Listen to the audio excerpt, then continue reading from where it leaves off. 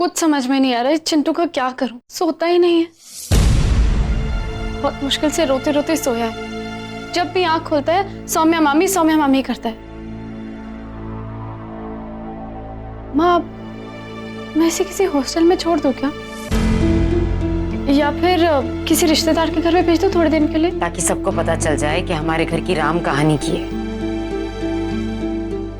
एक सेकंड नहीं लगेगा चिंटू को ये कहने में कि उसकी मामी एक किन्नर है। तो माँ और मैं क्या करूं, आप ही बताओ। अरे पर ये सब कब तक चल सकता है? कुछ तो करना पड़ेगा ना। समझ ही नहीं आ रहा क्या करें। हरमन के दुख में दुखी हो जाओ, उसे बताओ कि हम सब उससे कितना प्यार करते, तभी तो उस किन्नर को भूलकर इस घर में वापस आएगा। कर सकते हो इतना?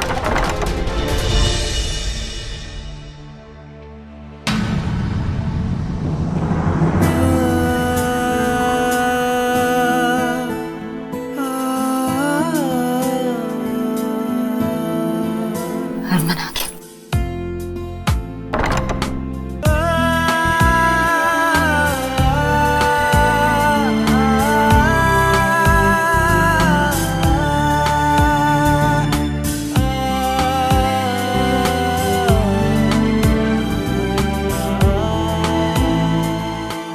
रहने दे प्रीतो। क्यों? बचपन में जब तू खेल कर थक कर घर आता था तब मैं ही तेरे जूते निकालती थी। आज तो जिंदगी से थक गया है तो तुझे कैसे अकेला छोड़ दूं?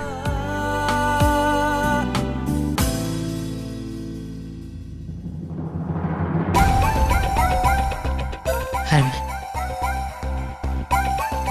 चाहे हमारी मर्जी हो ना हो,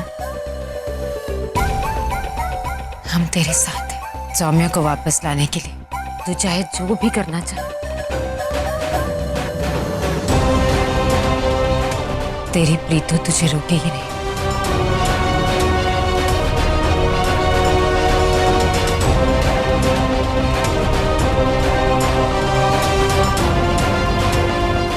मैं जानती हूँ जरूर तेरी कोई मजबूरी रही होगी, वरना तुझे दुनिया की कहाँ फिक्र है। पता नहीं सौम्या ये बात क्यों नहीं समझ रही। कहीं ऐसा तो नहीं कि वो तो नहीं प्रीतो, नहीं। मेरी सौम्या मुझसे बहुत प्यार करती है, उतना जितना कि तू मुझसे। पता है, जब मैं शराब पीकर घर आता था ना, तेरी ही तरह सौम्या भी मेरे जूते उतारती थी।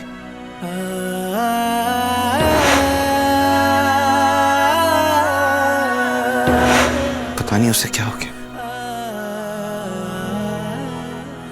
मुझे समझ ही नहीं पा रही।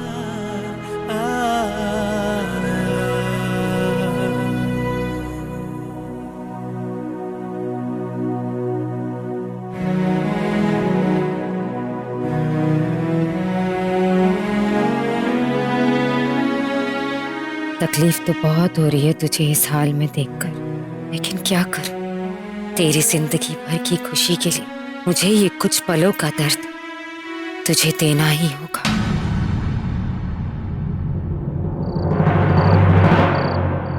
जब सब छोड़कर आ गई है तो क्या जरूरत थी हरमन को बचाने की से? बीच में ना आती तो सारा किस्सा वहीं खत्म हो जाता। कहीं ये भी तो नाटक नहीं कर रही?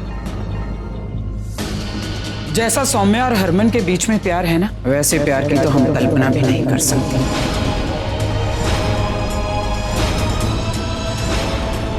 और हम में से ही कुछ लोगों को वो नाटक ही लगता है।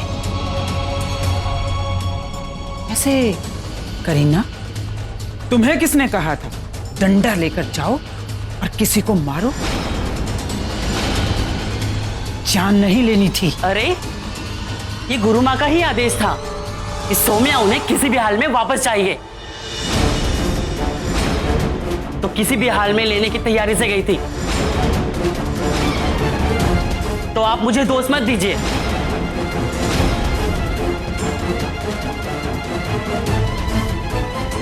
चमेली, जब होश आए तो ये दवाई दे देना इसे।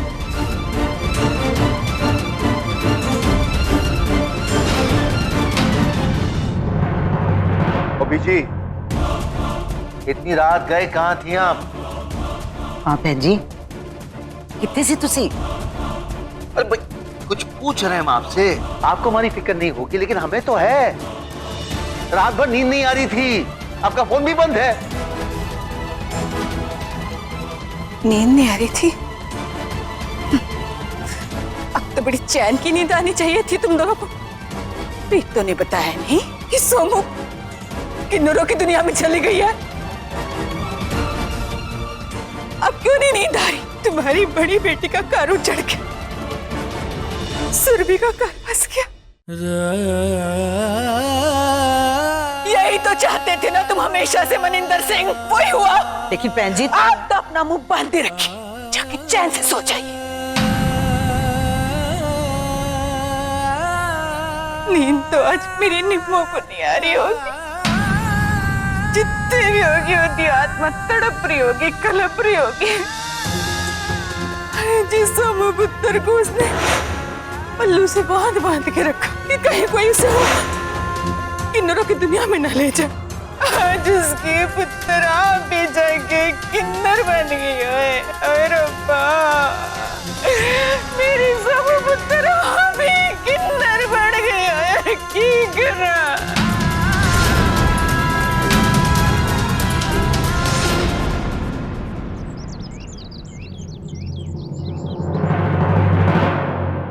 हरमन जी,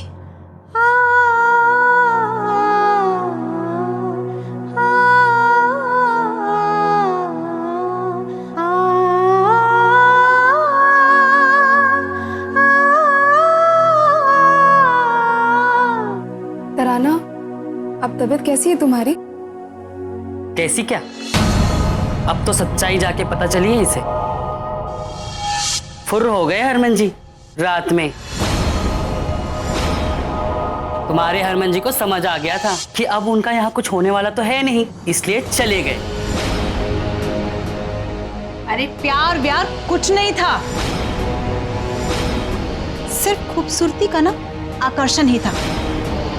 वैसे भी हम तो प्यारे दिखने वाले बेजान खिलौने भी पसंद आ जाते हैं।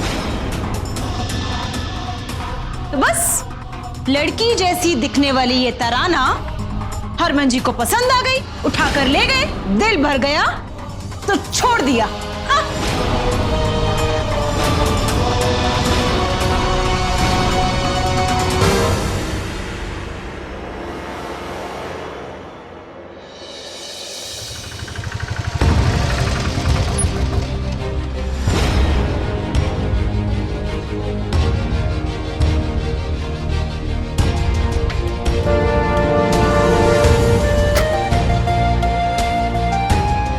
टेंट यहीं लगा दो, आज से मैं यहीं रहूंगा।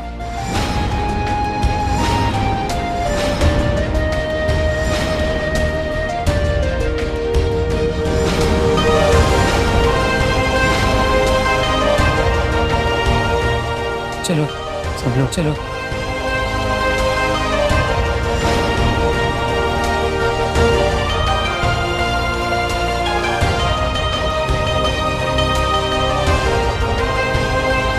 तराना, हरमन तुम्हें ना बहुत प्यार करता है। मुझे लगता है कि ना तुम दोनों में ना कोई गलतफहमी हो गई है। क्यों? तुम्हें कोई दिक्कत है अगर ये यहाँ रहेगी? ये यहीं रहेगी। हम उस दुनिया से नहीं है जहाँ शादी के बाद बेटियों को पराया माना जाता है।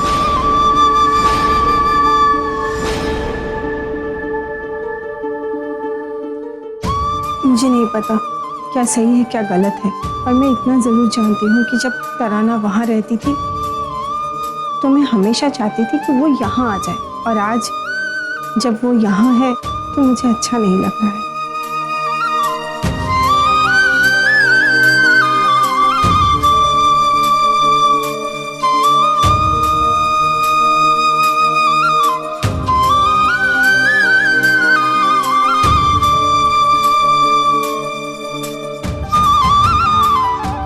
तराना,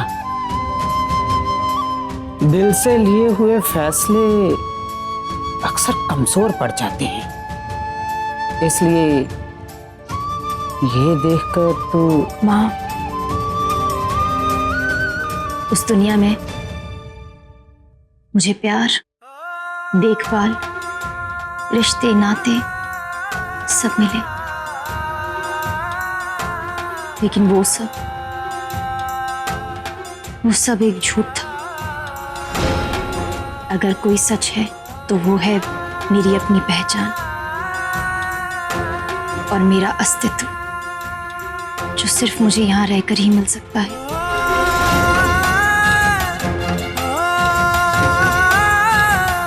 मैं ये समझ गई हूं, मैं यहाँ खुश रहूं या ना रहूं, मेरी जगह यही है।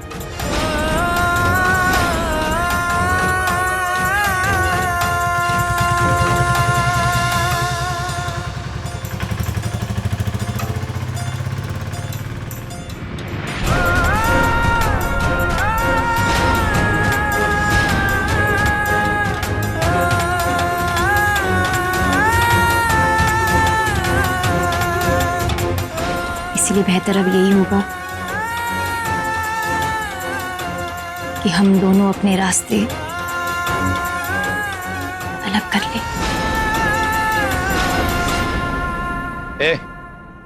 ये सब क्या हो रहा है यहाँ पर? आंखें खुली हैं? दिख नहीं रहा? टेंट लगा रहा हूँ यार। अरे एक किन्नर के घर के सामने बात क्या है भाई? एक बात बताओ, किन्नर लोग हमारे घर हमारी खुशियों में हमारे साथ शामिल होने नहीं आते, हमारे साथ पूजा नहीं करते। अरे जब वो आते हैं हमें आशीर्वाद देते हैं तभी तो हमारा भला होता है ना।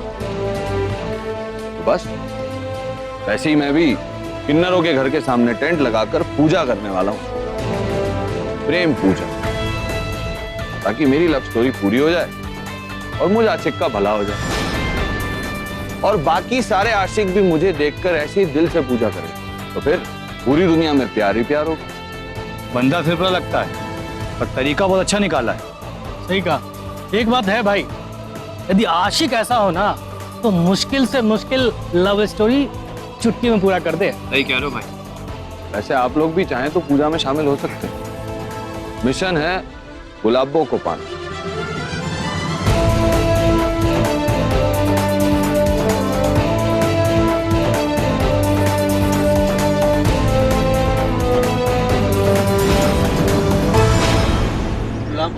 गुलाबो?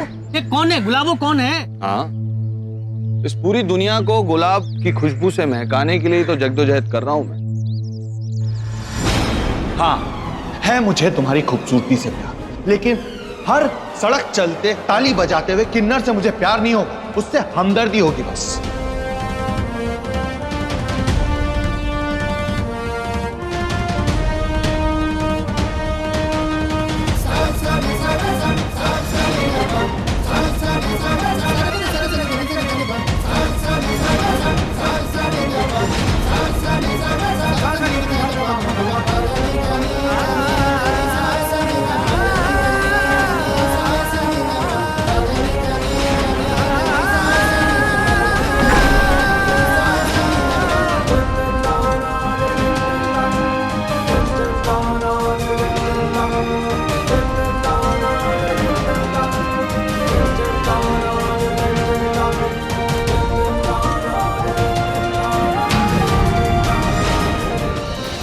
हाँ नानी, सौम्या भाभी को लेकर हम दोनों भी बहुत परेशान हैं।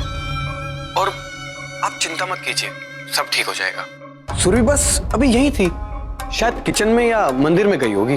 पुत्र, मेरी परसों से सुरभि से बात नहीं हुई, बड़ी फिक्र हो रही है मुझे।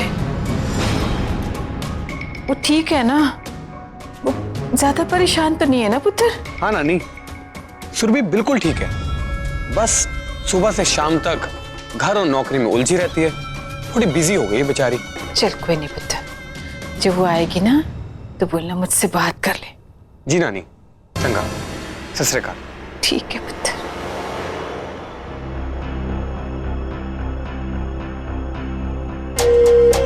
तुमसे इतना प्यार करता हूं, लेकिन फिर भी तुम्हें ऐसे रखना पड़ रहा है। सच कहूं सुरभि, तुम मुझे बिल्कुल पसंद नहीं है ये सब, लेकिन क्या करूं, तुम्हारी ये दुनियादारी और आजाद उड़ने वाली आदत ना मुझे बिल्कुल पसंद नहीं है।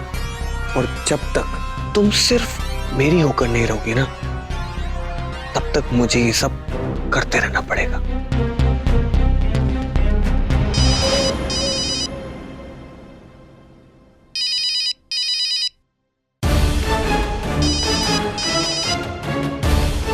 Yes boss. सुन, तो वही रहे, हरमन पर नजर रख। पता नहीं अब क्या करने वाला है लड़का। मैंने पल पल की खबर दे। जी मामी जी। हम यूं बेफिक्र होकर नहीं बैठ सकते। अगर हरमन ने सरेआम सब बताने का फैसला कर लिया तो सारे किए कराए पर पानी फिर जाएगा। हरक सिंह जी, हमें उस पर नजर रखनी होगी। चलो भाई, अपने अपने काम पे जाओ। हाँ जी माँ, मैं भी अब से नेक लेने जाऊंगी।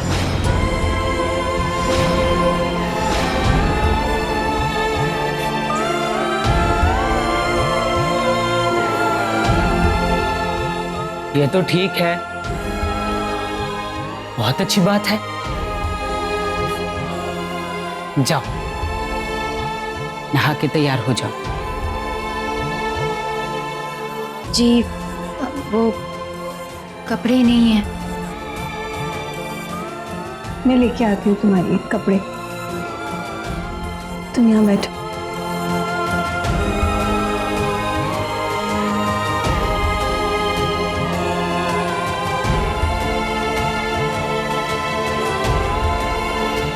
ये लो, तुम्हें जो साड़ी पसंद हो ले लो।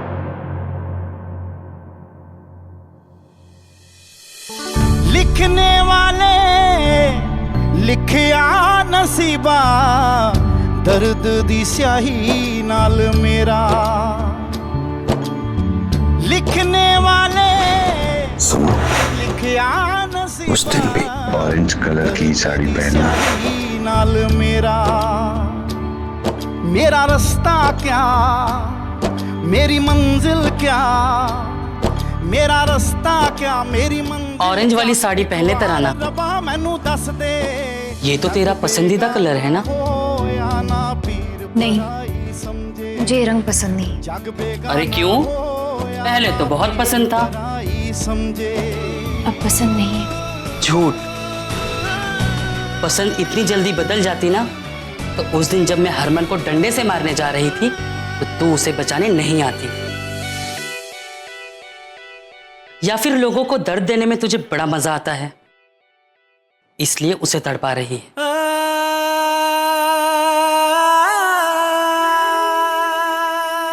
दीदी, मैं जानती हूँ आप मुझसे अब भी नाराज हैं, इसीलिए ऐसी बातें कर रही हैं। मैं किसी को दुख नहीं पहुंचाना चाहती हूँ। मैं आज भी हरमन जी के लिए अपनी जान दे सकती हूँ,